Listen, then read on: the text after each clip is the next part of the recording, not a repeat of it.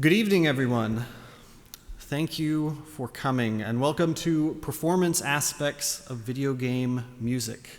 I'm William Taylor. I'm glad to be joined in this lecture recital by my good friend Patrick Summers, and it's wonderful to be back at Washington and Lee University.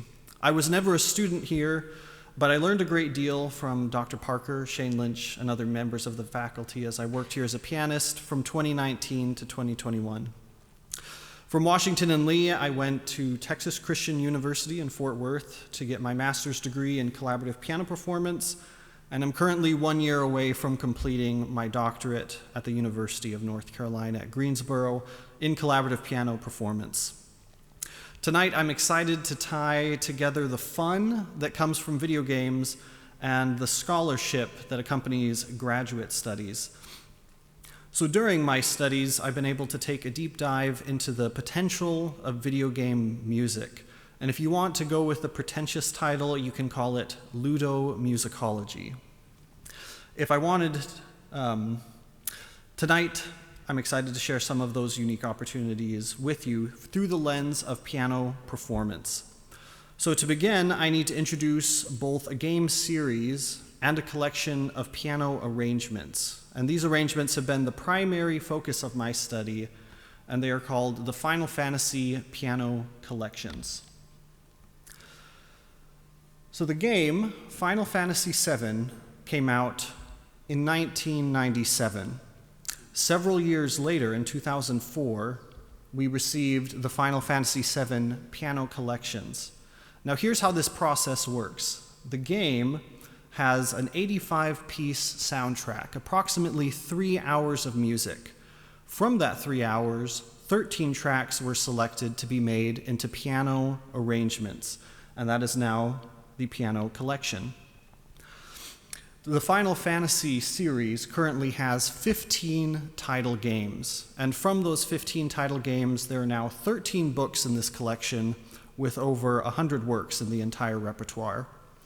We'll begin the program tonight by experiencing some of this music with a performance of Phantom Train from Final Fantasy VI Piano Collections by Patrick Summers. A little background about this piece, these early video games did some zany stuff. This piece you'll hear as you're trapped on a haunted train and make your way through it, fighting ghosts, solving puzzles, ultimately having to combat the train itself with swords and boomerangs to secure your freedom. So here's Phantom Train.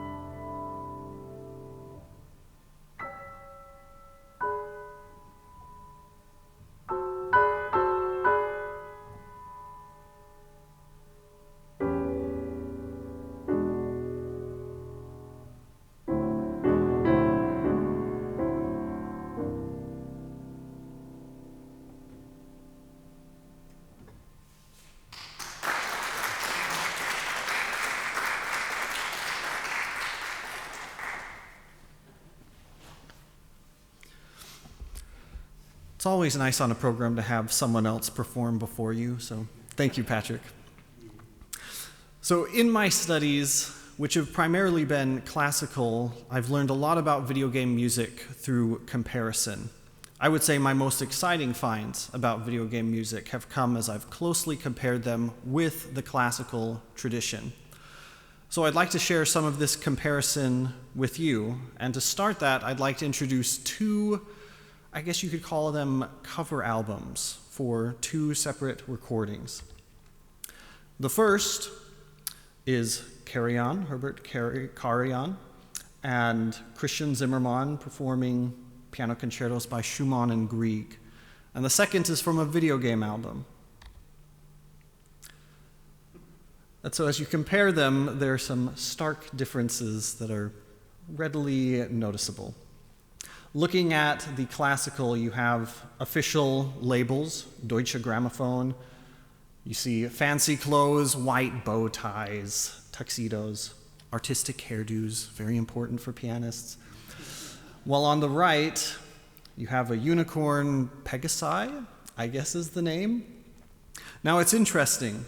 I'm well versed in the Final Fantasy world, but I don't think there's any unicorn Pegasi in the Final Fantasy world. And I don't think that's any location you'd find in a Final Fantasy game. So as I was comparing these two approaches to cover art, I came away with one key difference. We know the rules for the classical world, and we're still finding out the rules for the video game world. The nice thing about the Final Fantasy piano collections is that they fall somewhere between these two, utilizing the best of both worlds. And so being a hybrid, it follows a set of unique rules, but those rules offer unique possibilities. So delving into the classical world very briefly, we know the rules. You don't play Beethoven apologetically. You don't sing Puccini in strict time. And you don't put large amounts of schwung in the works of Fauré. Scholars have spent centuries studying these works, examining them, and laying out the rules so that we can understand how these composers understood their works and wanted them to be made. And that allows us to know what we should put in our performance of these composers' works and what we shouldn't. So what do we do when we're dealing with more contemporary works, like these video game arrangements? What are the rules that make these works tick? And to find some of those rules, we need to briefly examine some video game history. So we're going to take a quick trip to the 1980s, where the Nintendo Entertainment System was born. In my research, the 1980s were a very big decade for video game music in particular, and the Nintendo Entertainment System exemplifies that. The Nintendo Entertainment System had a sound system that was able to perform or play 5 sound channels at a time. So imagine if you were at a piano and could only have 5 notes sounding at a time. The second you play a 6th note, one of the other notes has to cut out. That was the reality dealing with the NES, or the Nintendo Entertainment System. This is the system that the first Final Fantasy game was made for, and the composer, Nobuo Uematsu, really took advantage of these 5 sound channels, creating incredible works. And the impact of this decade's musical progression for video games is still quite evident today. But here are some more of the rules that shaped this early video game music. Most tracks were 30 to 60 seconds long, after which they would immediately loop. And if you played for another 30 seconds, they'd loop again, and again, and again. This means there was no built-in ending to most of these tracks. Composers also had short groups of material to work with. They couldn't compose anything with a long or expanded form, and so they had to wrestle with making that music effective and memorable. But there's another element that even further complicates music for this console, and that is square sound waves. On the right is a recording of me speaking, and as you can see, the sound waves are not regular. On the left, we have examples of the sort of waves that these composers were using to compose this music. These are the kind of sound waves that you hear and associate with robot voices from early sci-fi movies. But that's what these composers had to work with, and they had to get very clever about how they used those sounds to make good music. But more about that later. Another element of these works: they were not written to be performed. They were written to be played on the system as part of the game. But the composer had immense control over shaping every aspect of the music. They would not entrust it to a performer, they would shape it, and that was the final product. So that makes things really interesting when a performer starts to pick up these works. The bulk of this presentation will focus on 3 pillars of performing video game music from the Final Fantasy piano collections. 3 core ideas that can anchor your efforts to perform these pieces. These ideas apply specifically to the Final Fantasy piano collections, but I'm curious to see where else they apply as well. Pillar 1 is interactivity. And this is the most distinct feature of video game music, I would say: interactivity.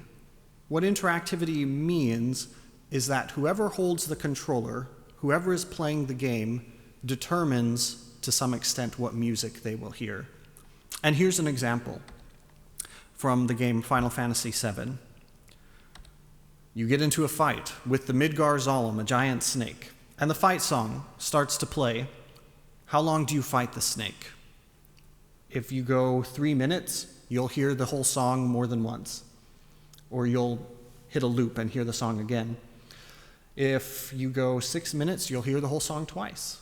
If you choose to run away, the song will end and you'll go to a different song. If the snake beats you in combat, then you'll hear the game over music. And then if you beat the snake, you go to the victory screen, which has its own music. And you could sit on the victory screen for 1 minute, 2 minutes, go take a nap, and the music would continue to loop. If you go into a cave, the music changes. If you go into the nice, peaceful town, the music changes. And if you use your controller to go to a ranch, the music changes.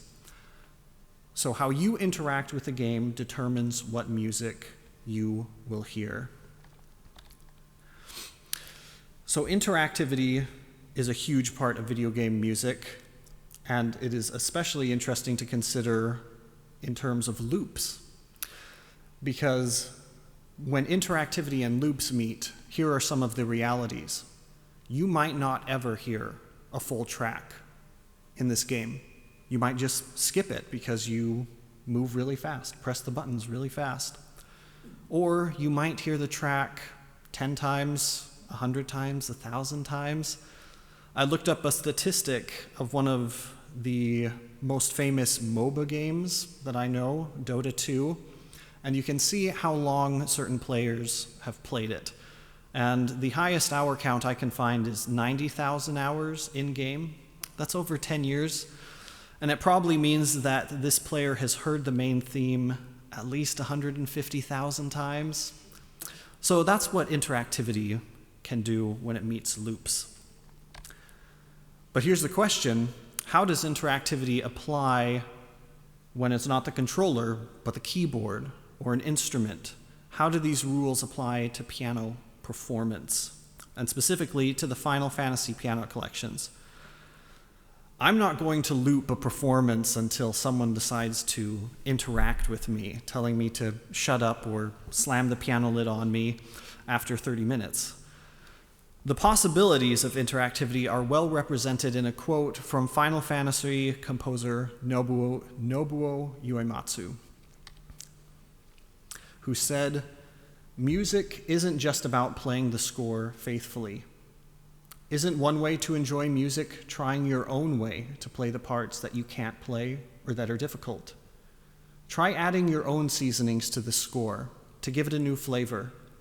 The musical score is just one example of how to cook it. You are the head chef. So the score that appears, the book, the Final Fantasy Piano Collections, the page is meant to be interactive. The composer, Uematsu, has made his own version of the work. In some cases, he's made scores of the same arrangement. And he's passing the work off to you, saying, do what you will with it. So what does interaction look like when interacting with a score? On the left here is an example of a Grieg violin sonata with some of my personal scribbles. And on the right is the next piece on the program, Frontier Village Dali, from the Final Fantasy IX Piano Collections. If you were to count the expressive markings, the articulation, the dynamic markings, on the Grieg, you would count far more than you would on the Final Fantasy. Some might say the Final Fantasy music is under-edited, but that creates space for interactivity. Now, on that page, on the fourth line, you'll see a forte, a diminuendo, a piano. Those are more suggestions than rules. So interactivity opens up a lot of possibilities with this music, and that's why both Patrick Summers and I will be performing the next piece, Frontier Village Dali, to highlight the potential of interactivity. A brief history about this piece, or an introduction to it. This is from the game Final Fantasy IX, and it's just a peaceful song as you explore this quiet farming village called Dali.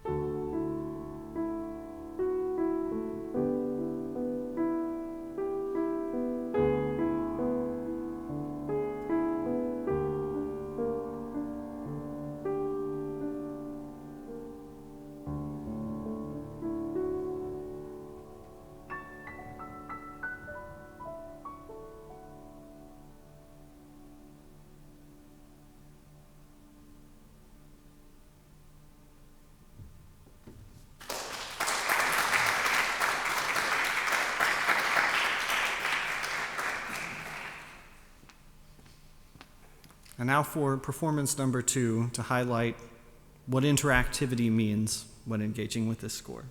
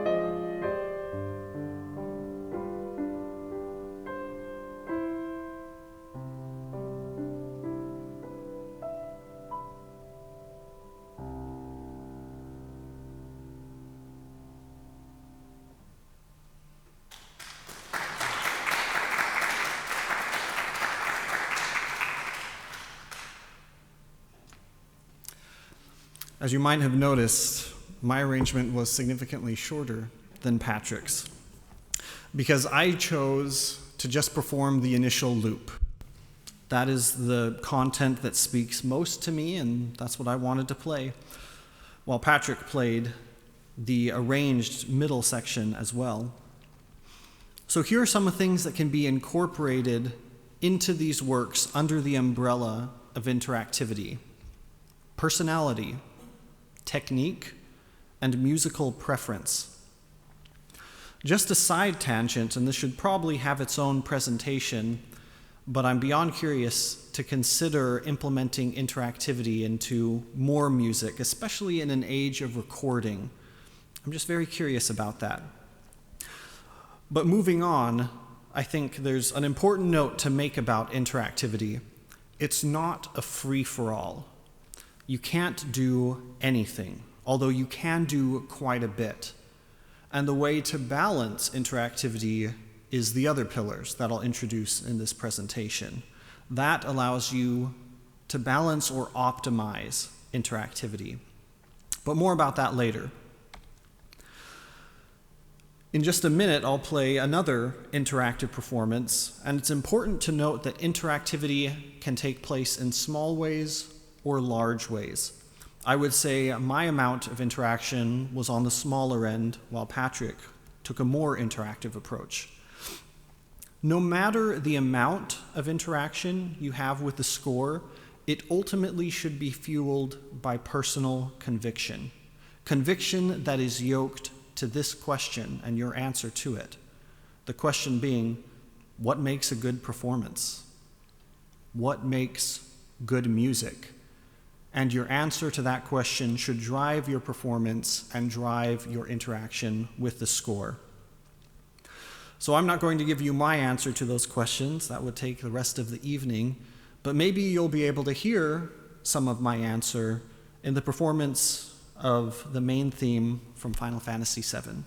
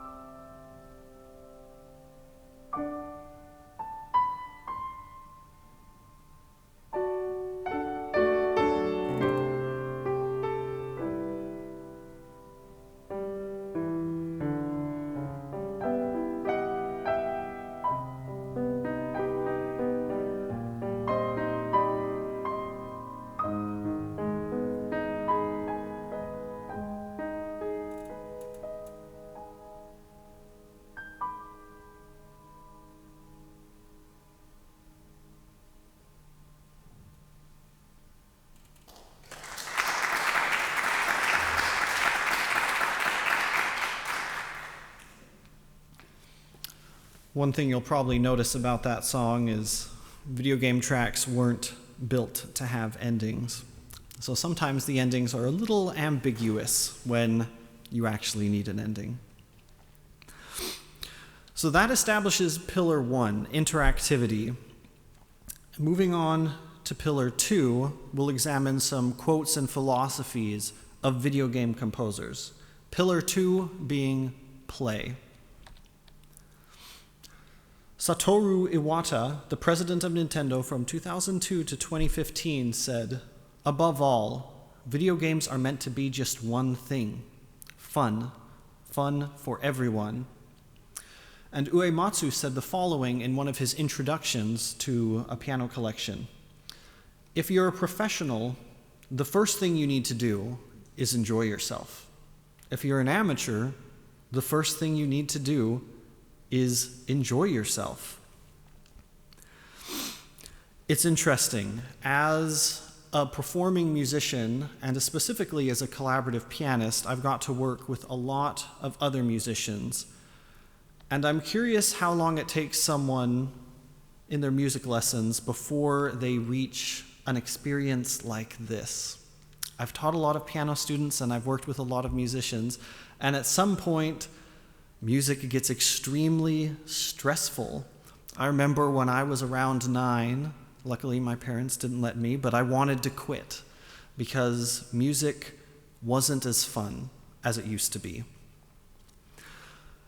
I'm very interested in the verb play because it's the verb we use to describe virtually all instrumental music making, almost all music making outside of singing, yet it's rarely reflected in our musical approach. So here's another idea to pair with this injunction to enjoy yourself. Another quote from Uematsu in one of his introductions to a piano collection. "Please breathe life into the music."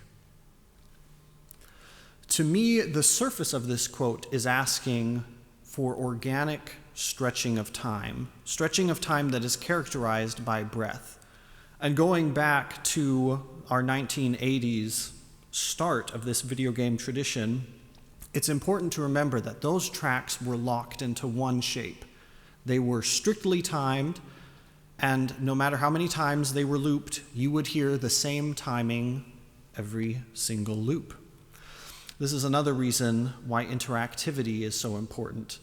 You can shape the piece, you can give it life, guided by this idea of breath. And this idea of letting breath guide your music and your musical decisions, it's hard to surpass, and I can say that with confidence working with singers for over 15 years. So pillar 2 is play, and under that umbrella of play, we have this idea of breathing life into music and this idea that you have to enjoy yourself. So this isn't a surface level, I'm having fun while I play. This is enjoyment that must be deeply connected to who you are, and you must be deeply connected to what makes you tick, to breathe life into your music, to let your breath, the process that keeps you alive and brings life, make the music come alive. There's one more idea to throw under this umbrella, and it's a rather ethereal idea, this idea of play, but I hope when we combine all three of these ideas that will solidify it some. And this comes from the video game composer Yoko Shimomura. She wrote this at the beginning of her piano collections, which were specifically for the game series Kingdom Hearts. White and black keys, speaking of the piano. Black symbols on white paper, speaking of the score. Beginning is monochrome. From there, the music brings color. You are the one who will bring that color to the music. I love that analogy. We have black and white keys and a black and white page, but our job as pianists, or any musician, is to make them come to life, to make them colorful and lively. To me, when you combine these ideas of bringing color to your music, breathing life into it, and making sure that the first thing you do is enjoy yourself, then we get play, this pillar that makes music engaging and creates a truly live connection to it. Play takes interactivity and elevates it, grounding it while expanding its potential. I'm beyond curious to see what would happen to performers at all levels if personal enjoyment or play was as much a rule to them as playing the right notes. Having a body of music that sets enjoyment as a priority is at least a gateway to explore what that change could do for musicians and their music. So let's move on to a piece that focuses heavily on play. This is a chocobo. A chocobo is a large bird from the Final Fantasy games. You can ride them, you can raise them, and they can also be used in combat situations as well. The chocobo theme is something special in the Final Fantasy series, though. On YouTube, you can find a playlist of over 55 variations of the chocobo theme, and these are from the games themselves. Because since Final Fantasy II, each chocobo track was intentionally different from the previous one. And one source of this variation was dance. In Final Fantasy V, you had Mamba de Chocobo. And in Final Fantasy VI, you had Waltz de Chocobo. Tonight I'll be playing Waltz de Chocobo, but remember the pillars that have been established, interactivity and play, and just don't be too surprised if elements of play override the waltz character.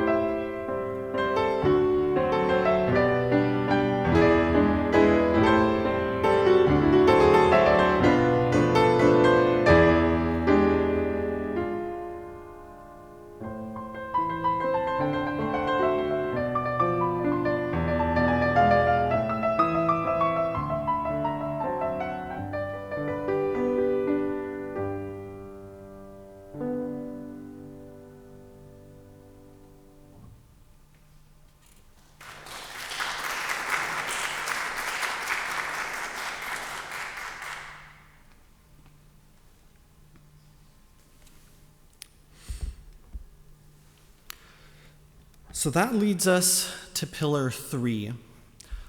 And pillar 3 consists of what might be called more technical elements to ground these video game arrangements. And pillar 3 is optimization. And optimization consists of 2 final elements that are more familiar to me as an academic musician and can be bound together as more technical matters. The first is optimizing the piano. For a good arrangement for the piano, you have to optimize the instrument. And you, as a performer, have to optimize what you can do with a piano. There are different ways to do this, and you've heard both tonight. Arrangements that I've played, I think I focused more on extracting the musical content. I found what's there that I like most and I think is the most powerful element, and I try to bring that out clearly without addition. Patrick, on the other hand, showed another side of optimizing the piano, that is addition or expansion, adding notes, adding stylistic changes to convey what he wants musically. So here's a side-by-side analysis of 2 Final Fantasy pieces. They're actually the same piece. The first, on the left side, is from the Final Fantasy V piano collection.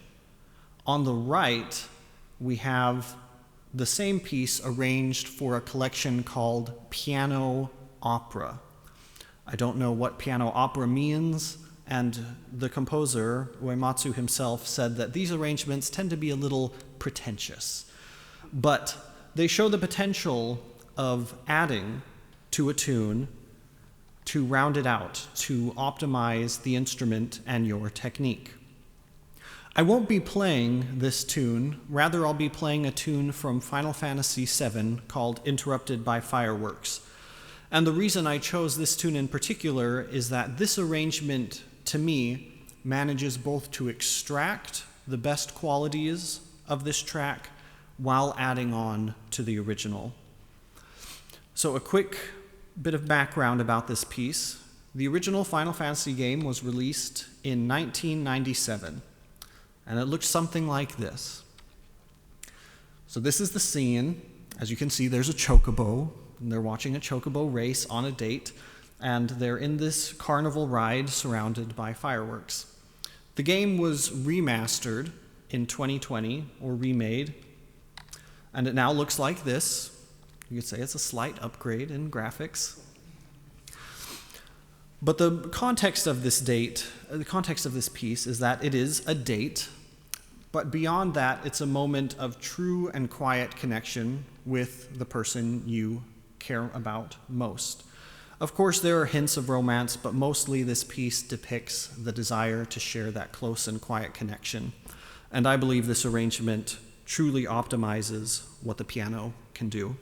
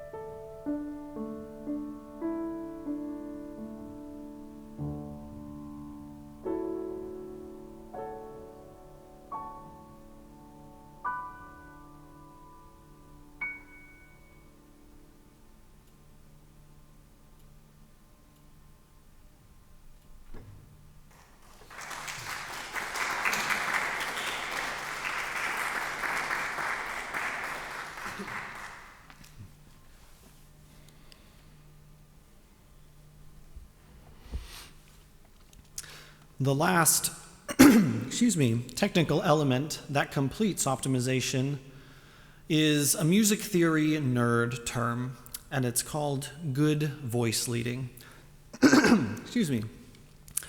Going back to the square sounds that video game composers used in the 80s, they would use these sounds in an optimal way.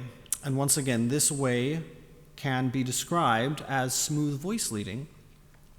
So here is a line from the page, from the score Frontier Village Dally, which both Patrick and I played before.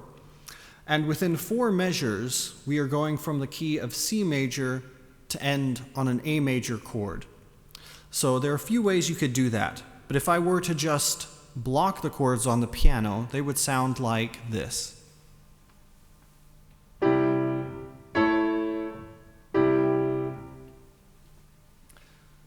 We would not call that smooth voice leading.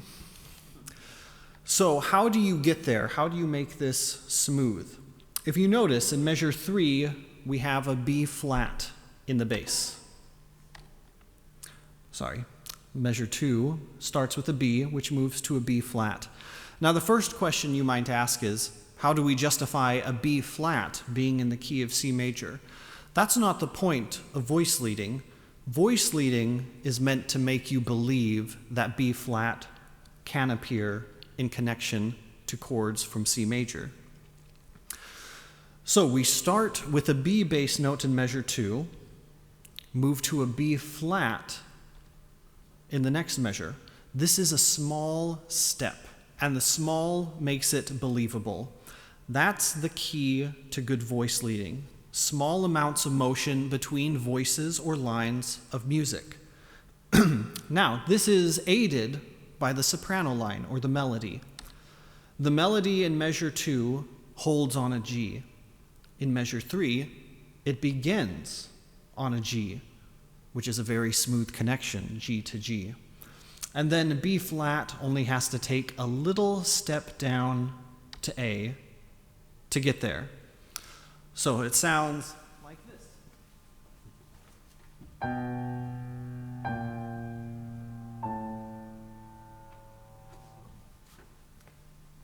And that's something the ear can buy quite readily. So thinking back to square sounds, this was the key to making that music smooth, to making it believable.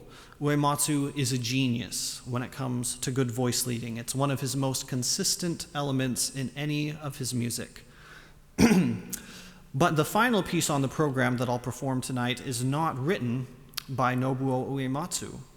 Rather, it's written by Masashi Hamauzu. So why end with Hamauzu? In the late 90s, Uematsu started sharing responsibility for the Final Fantasy games, passing the torch to composers like Masashi Hamauzu. The 3 pillars I've laid out tonight for performing video game music are not Uematsu's alone. I've already quoted Yoko Shimomura, who asks those who play her music to bring color to the monochrome, speaking to interactivity and play. Hamauzu also champions these philosophies. Here's a quote from Masashi Hamauzu about the Final Fantasy X piano collections. Quote, "It's a good idea to step away from the score, depending on the mood of the moment. It might be best to play while a little drunk." Now, I'm sorry that you won't get the full drunken experience tonight, but this quote highlights similarities in his philosophies about the performance of video game music for piano and Uematsu's. So I'll play this last arrangement for you, after which I'll offer my closing remarks. And this is Besaid Island from Final Fantasy X.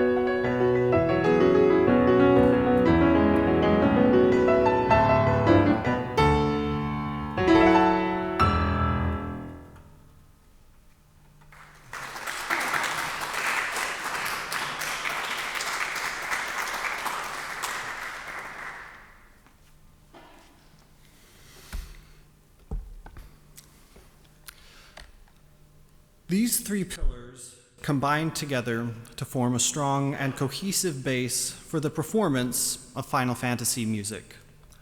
They also connect performers to the idea that life in music comes from the performer, and they give us helpful parameters for connecting to that life. When you combine these pillars together, they ground each other and optimize each other, producing a good foundation for the performance and interpretation of Final Fantasy music. But these philosophies from this music beg the following questions, at least they do to me, and these are questions that I've long pondered as an academic musician, and it's interesting to see what insights video game music offers to them. So I'm not going to give my answer to these questions, I'm simply asking them. First, what is the line of interactivity in other genres of music, be they popular or classical? Is there room for individual identities in the Western canon, or are those works perfected, and should they simply be curated, never to be added to or tweaked? Question number 2, should anything dethrone enjoyment from a primary place in our relationship with music? And third, speaking of optimization of voice leading and piano parts, is there ever a time that we shouldn't optimize the tools we've been given as musicians? My study of video game music has sparked a deeper appreciation for rules. Rules in music making are essential. Learning new sets of rules expands our appreciation of elements we might not otherwise understand. If musicians stagnate in the rules they believe and utilize, then they're hard-pressed not to restrict the life that music can offer both them and their audiences. Occasionally, we'll find a musical rule that should be applied everywhere, and those are the rules that must always connect us to our art, for those are the rules that enable us to bring life and color to others. Thank you.